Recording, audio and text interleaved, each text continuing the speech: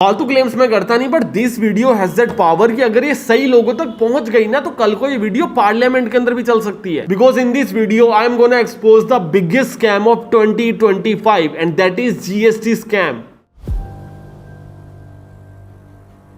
I mean not GST but media scam. मैं इस video को ना जीएसटी स्कैम बोलना चाहता था, जिसके दो रीजन थे। मैं इसको जीएसटी स्कैम इसलिए बोलना चाहता था क्योंकि एक तो ये जीएसटी से रिलेटेड है एंड दूसरा निर्मला सीतारमन ने रिसेंटली अनाउंस किया कि जीएसटी स्लैब्स को काट दिया गया है, जिसके अंदर काफी सारी ऐसी चीजें जो आप लोग डेली यूज करते थे उसके ऊपर पहले 18% का जीएसटी था और अभी उसके ऊपर 5% का जीएसटी है, जिससे हम लोगों को लग रहा है कि हर चीज 13% सस्ती हो जाएगी। अभी निर्मला मैडम ने ये चीज बोली नहीं है, हमको लग रहा है, और मीडिया ने ये चीज बताई है। तो अभी ये गलत चीज बताने के लिए मैं मीडिया को ब्लेम करूं, सरकार को ब्लेम करूं, मुझे समझ नहीं आ रहा है। तो मुझे लगा यार ब्लेम गेम छोड़ते और तुम्हें एक्चुअल में बताते कि भैया अंदर का मुद्दा चल क्या रहा है। और ये वीडियो हो सकता है कि उस जगह भी पहुंच जाए जहां पे इस वीडियो को नहीं पहुंचना चाहिए। तो मैं पहले एक डिस्क्लेमर दे देता हूं। इस वीडियो के अंदर मैं जो भी नंबर्स के ऊपर बात करने वाला हूं वो सारे के सारे मेरे एस्टिमेटेड नंबर्स हैं। उन नंबर्स को मैंने गूगल से कहीं ना कहीं से सोर्स किया या फिर कुछ नंबर को अपनी तरफ से प्रिडिक्ट भी किया। तो जो भी नंबर्स मैं इस वीडियो के अंदर दिखाने वाला हूं वो मेरी कैलकुलेशन है, और जो भी इस वीडियो को देख रहा है वो उसका फर्ज बनता है कि वो उस कैलकुलेशन को खुद से करके देखेगा। कल को अगर मेरे नंबर थोड़े बहुत ऊंचे नीचे हो गए तो भैया मैं किसी भी नंबर की रिस्पॉन्सिबिलिटी नहीं लेता हूं, अपन ने पल्ला झाड़ दिया। अभी एक्चुअल में नंबर्स के अंदर घपला क्या है ये चीज जानने के लिए ना आप लोगों को पहले फंडामेंटल समझने पड़ेंगे कि भैया जीएसटी होता भी क्या है।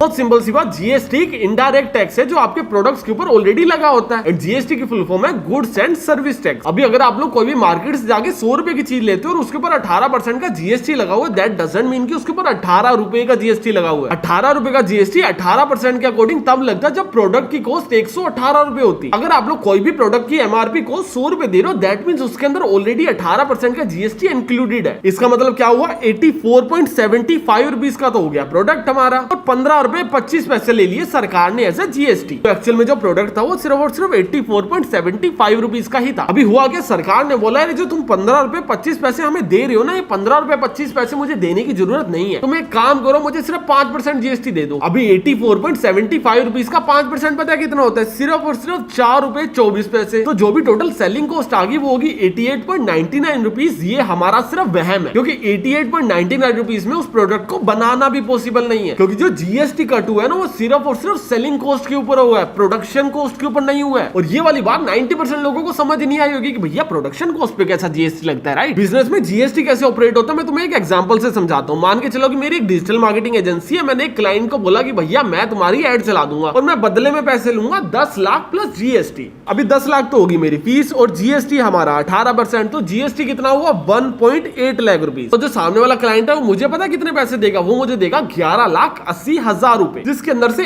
1,80,000 रुपए सरकार का टैक्स बनता है। और वो वाला टैक्स मैं सामने वाले बंदे से कलेक्ट कर लूंगा और सरकार को अगले महीने जमा करवा दूंगा। बट मान के चलो कि अगला महीना आया नहीं और उससे पहले मैंने थोड़े से खर्चे कर दिए जिसके अंदर मैंने जीएसटी पे कर दिया। मान के चलो कि भैया मुझे क्लाइंट का काम करना और मुझे उसके लिए 5 लाख रुपए का लैपटॉप चाहिए। मैं गया मार्केट में, मैंने 5 लाख रुपए का लैपटॉप परचेज कर लिया, बट लैपटॉप की एक्चुअल कॉस्ट तो 4,10,000 रुपए थी, क्योंकि उसके ऊपर भी 18% का सरकार ने जीएसटी लगा रखा था और वो जीएसटी का टोटल अमाउंट बनता था 90,000 रुपए। तो जब अगला महीना आया तो सरकार ने बोला लाओ मेरे 1,80,000 रुपए का टैक्स दो। तो अगले महीने में सरकार को जाके बोलूंगा कि भैया मैंने 5 लाख का एक लैपटॉप लिया था जिसके ऊपर मैं ऑलरेडी जीएसटी पे कर चुका हूँ। तो 5 लाख का जीएसटी तो मैंने लैपटॉप परचेज किया था बिजनेस के लिए, वहां पे कर दिया। बचे हुए जो 5 लाख रुपए हैं उसका जीएसटी आपका बनता है 90,000 रुपए, वो आप मेरे से ले लो। सरकार बोलेगी भैया डन। तो जो मैंने 90,000 रुपए लैपटॉप खरीदते टाइम अपने पास बचा लेना, इसको बोलते हैं जीएसटी इनपुट। यहाँ तक बिल्कुल सिंपल है ना, किसी को कोई दिक्कत तो नहीं, दिक्कत आ रही है तो एक बार दोबारा देख लो, कोई जल्दबाजी नहीं है वीडियो खत्म करने में। तुम लोगों ने काफी बार ये चीजें सुनी होगी ना कि भैया मैं तो फोन जीएसटी पे ले लेता हूं, मैं तो अपना लैपटॉप जीएसटी पे ले लेता हूं। वो यही काम करते हैं, वो अपने क्लाइंट से अपने हिस्से का पैसा तो लेके रखते हैं, प्लस में जीएसटी भी लेके रखते हैं, और जो भी सामान खरीदना होता है उसको जीएसटी के ऊपर ले लेते हैं और सरकार से काट लेते हैं बाद में। अभी हम लोग चलते हैं हमारे पहली वाली कैलकुलेशन के ऊपर, जिसके अंदर हम लोग बात कर रहे थे कि भैया 100 रुपए का जो सामान बिक रहा है उसके ऊपर 18% का जीएसटी है। अगर वो जीएसटी को जड़ से पूरा का पूरा हटा दिया जाए ना तो वो जो सामान की कॉस्ट है वो है 84.75 रुपीज। अभी हम लोग समझते हैं एक बिजनेस की यूनिट इकोनॉमी, क्योंकि जो 84.75 रुपीज का सामान आप लोगों को बेचा जा रहा है, वो कंपनी ने अपने पेट में पैदा तो किया नहीं है, वो भी ये सारी चीजें कहीं ना कहीं से तो खरीद के ही लाए होंगे ना। तो हम लोग ना ब्रेक डाउन करते हैं कि भैया एक कंपनी जो 84.75 रुपीज का कोई भी सामान बेच रही है, उसको उस सामान को बनाने में कितने पैसे लगते हैं। अभी ये कितने पैसे लगते हैं वाले जो नंबर से थोड़े से मैंने मार्केट से लिए और थोड़े बहुत मैंने एस्टिमेट भी किए। और हम लोग इसके अंदर बात कर रहे हैं मैन्युफैक्चरिंग कंपनी, उन फैक्ट्रीज की बात करें जो सामान को प्रोड्यूस करती होती है। और जो कंपनीज होती है ना 3-4% के मार्जिन के ऊपर सामान बेच देती है, क्योंकि ये लोग ना बल्क के अंदर सामान प्रोड्यूस कर रहे हैं। सबसे पहले जो भी सामान बनाया जाए, चाहे वो बिस्किट हो, चाहे वो वेफर्स हो, चाहे वो मग हो, या जो भी सामान हो, उसको बनाने के लिए सामान और रॉ मटेरियल तो चाहिए। इसको बोलते हैं कोक्स, जो होती है हमारी कॉस्ट ऑफ गुड। अभी अगर एक मार्केट एवरेज लिया जाए और थोड़ा बहुत शार्क टैंक को भी देखा जाए, तो जो कॉस्ट ऑफ गुड्स होती है ना, वो हमारी होती है 30% के आसपास। कि भैया अगर 84.75 रुपीज की कोई चीज फाइनली बेची जा रही है, तो उसकी 30% कॉस्ट तो उसको बनाने के रॉ मटेरियल में आई है। वो जो कॉस्ट हो गई वो हो गई 25.42 रुपीज। अभी इसके ऊपर क्या लगेगा? इसके ऊपर लगेगी मशीनरी कॉस्ट, कोई ना कोई मशीन तो यूज हो रही होगी, उसकी कॉस्ट आ जाएगी 5% के आसपास, जो हमारी आ जाती है 4.24 रुपीज। इसके बाद आती है हमारी सैलरीज की भैया जो भी सामान बनाया जा रहा है उसके लिए लेबर भी तो लगेगी ना, तो 5 से 6 रुपए के आसपास हमारी लेबर लग जाएगी। अभी जो सामान आप लोगों ने बना लिया उसको पैक करने में पैसे लगेंगे, तो 3% होगी इसकी पैकिंग कॉस्ट। ऐसे साथ में शिपिंग की भी कॉस्ट आएगी जो होगी हमारी 8%, मार्केटिंग की भी कॉस्ट आएगी जिसके अंदर आप लोग एजेंसी कॉस्ट भी ले सकते हो, आप लोग फेसबुक और गूगल के ऊपर जो एड चलाओगे वो भी ले सकते हो, और ये आमतौर पे 30% के आसपास होती है। तो हमने इसको भी ऐड कर लिया, अभी रेंटल्स भी आएंगे, हमने उसको भी ऐड कर लिया, थोड़ा सा सॉफ्टवेयर, अकाउंटिंग, सीए, ये वाली जो कॉस्ट होती है वो भी आएगी, जो हो जाती है हमारी 4% के आसपास, हमने उसको भी ऐड कर लिया। बाकी बचे हुए कुछ मिसलेनियस एक्सपेंसेस भी होते हैं, कहीं ना कहीं और पैसे लगते रहते हैं जो 8% के आसपास निकल आते हैं। तो ये सारी कॉस्ट को मिलाने के बाद जो सेलिंग कॉस्ट आती है दैट इज 81 रुपीज और 26 पैसा, और जीएसटी को हटा के सामान को बेचा कितने का जा रहा था? 84.75 पैसा के अंदर। दैट मींस कंपनी जितने का भी सामान बेच रही है उसके ऊपर 3.5 रुपए का प्रॉफिट कमा रही है, विच इज फेयर। धंधा कर रहे हैं भाई, पैसा तो निकालेंगे। तो 84.75 रुपीज का ये लोग बेच रहे हैं, उसके ऊपर 5% का जीएसटी लगा दिया और 88.99 रुपीज की इनको कॉस्ट आ गई। अभी जो नंबर्स है ना बहुत ज्यादा गलत है, क्योंकि हमने जो भी कॉस्ट अज्यूम करी है उसके ऊपर जीएसटी तो काउंट किया ही नहीं। तो हमारी जो सैलरीज है ना उसको छोड़ के बाकी सबके ऊपर 18% का जीएसटी लगेगा, जिससे हमारे जो कोक्स है वो 30 रुपए की हो जाएंगे, हमारी जो मशीनरी है वो 5 रुपए की हो जाएगी, जो हमारी सैलरी है वो ऑलरेडी 5 रुपए की तो थी पहले से, जो हमारी पैकेजिंग कॉस्ट है वो 3 रुपए की हो जाएगी, जो हमारी शिपिंग, लॉजिस्टिक्स और ये सबके अंदर आता है वो 8 रुपए का हो जाएगा, मार्केटिंग 30 रुपए की हो जाएगी, अदर एक्सपेंसेस जो थे हमारे वो 8 रुपए के हो जाएंगे। अभी अदर एक्सपेंसेस जो थे उसके अंदर कुछ चीजें हो सकती है कि भैया वो जीएसटी के अंदर नहीं आती हो, कुछ चीजें हो सकती है कि भैया 5% में आती हो, और कुछ चीजें हो सकती है कि भैया 40% में आती हो। अभी अदर एक्सपेंसेस के अंदर क्या क्या चीजों का एक्सपेंस काउंट किया गया वो ना काफी मिसलेनियस होते हैं, तो उसको प्रिडिक्ट करना और ट्रैक करना क्वाइट ऑफ इम्पॉसिबल है। तो हर बुक्स के अंदर उसको मिसलेनियस एक्सपेंसेस के नाम से ही पॉइंट आउट किया जाता है। तो मैंने सिर्फ और सिर्फ कैलकुलेशन को इजी रखने के लिए इसको 18% अज्यूम कर लिया है। अभी जो अदर और मिसलेनियस एक्सपेंसेस है मैंने इसको 8 रुपए माना है। तो जो हमारा रेंट था उसकी कॉस्ट हो जाएगी 2 रुपए, और जो हमारे अकाउंटिंग, सॉफ्टवेयर, एडवाइजरी कॉस्ट और ये वो सब कुछ होगा वो हमारा हो जाएगा 4। और ये सारी चीजें ऐड करके हमारा सिर्फ इस प्रोडक्ट को जो बनाने की कॉस्ट है दैट इज 95 रुपीज, और हम लोग इसको बेचने की कितने की बात कर रहे थे? 88.99 रुपीज। दैट मींस 89 रुपीज के अंदर बेचने वाले थे हम इसको, और ये तो बन के ही 95 का दे रहा है। कि जब भी ये कंपनी सामान लेने जाती थी तो सामने वाला तो जीएसटी ऐड करके सामान बेचता था ना, और जो बड़ी बड़ी कंपनीज होती थी ये जीएसटी को वापस कब क्लेम करती थी पता है? तब ये कंपनीज तुम लोगों को सामान बेचती थी। ये कंपनियां 95 रुपीज का सामान बनाती थी, 5 रुपए बढ़ा के तुम लोगों को बेच देती थी। कल को जब सरकार आती थी और बोलती थी आपने 100 रुपए का सामान बेचा ना, 100 रुपए के ऊपर टैक्स दो, तो फिर ये कंपनियां बोलती थी कि जनाब हमने ऑलरेडी आधे से ज्यादा टैक्स पे कर रखा है। ये देखो ये हमारी कॉस्ट ऑफ मैन्युफैक्चरिंग, जिसके अंदर जो सिर्फ सैलरीज है ना इसके ऊपर हमने टैक्स पे नहीं कर रखा, विच इज 5%। और ये जो 95 रुपीज का प्रोडक्ट बना और इसको हमने 100 रुपए का बेच दिया, जो 5 रुपए का मार्जिन है हमने इस पे भी जीएसटी पे नहीं कर रखा। तो ये जो मार्जिन आ रहा है ना 10 रुपए का, हमने सिर्फ और सिर्फ इसके ऊपर जीएसटी पे नहीं किया। तो ये जो 10 रुपए है इसका जीएसटी ले जाओ, 90 रुपए का ऑलरेडी पेड है। तुम लोगों से जीएसटी लिया जाता था 100 रुपए का, और सरकार को दिया जाता सिर्फ और सिर्फ 10 रुपए का। 90 रुपए का जीएसटी खुद से लेके अपने पूरे के पूरे टैक्सी सिस्टम को बैलेंस आउट कर लेते थे। बट अभी क्या हुआ, जो भी सामान खरीद रहे हैं उसके ऊपर तो भैया 18% का जीएसटी है, बट जो सामान बेच रहे हैं ना उसके ऊपर तो सिर्फ 5% का है। और एक बार समझो कि मैंने मान लिया कि भैया ये 88.99 रुपीज के अंदर तुम लोगों को सामान बेच देंगे, बट सामान बनाने की कॉस्ट कितनी थी? 95 रुपीज। ये सामान बेचने पे इनको लॉस कितना होगा? 6 रुपए का। अभी कोई भी कंपनी घाटा करने के लिए तो खुल के बैठी नहीं है, तो वो लोग क्या करेंगे, जो 6 रुपए तुम्हारे ऊपर ट्रांसफर कर देंगे। तो इवेंचुअली क्या हुआ, प्रोडक्ट की कॉस्ट बढ़ गई। जो प्रोडक्ट को बनाने की कॉस्ट बिना जीएसटी के पहले 81.26 रुपीज थी, वो बढ़ चुकी है अभी 6 रुपए से। तो जो प्रोडक्ट था उसको बनाने की कॉस्ट कितनी होगी? वो हो गई 90 रुपीज 76 पैसा। अभी एक कंपनी ने जितने का बनाया उतने का बेच दे, ऐसे तो वो धंधा कर नहीं रही। पहले कितने रुपए का मार्जिन रखती थी वो रखती थी 3.5 रुपए। अभी वो लोग क्या करेंगे, अभी इसके अंदर 3.5 रुपए ऐड कर देंगे। वो 3.5 रुपए ऐड करने के बाद बिना जीएसटी प्रोडक्ट को बेचने की कॉस्ट पता है कितनी निकल के आई? That is 94.25 rupees. अभी